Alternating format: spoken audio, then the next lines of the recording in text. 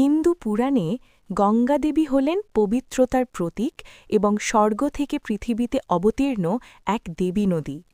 প্রাচীনকালে রাজা সাগরের ৬০,০০০ পুত্র এক অভিশাপে ভস্ম হয়ে যায়।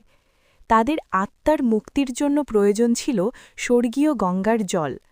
বহু বছর পরে রাজা সাগরের বংশধর রাজা ভগীরথ কঠোর তপস্যা করে দেবী গঙ্গাকে পৃথিবীতে আনার জন্য প্রার্থনা করেন।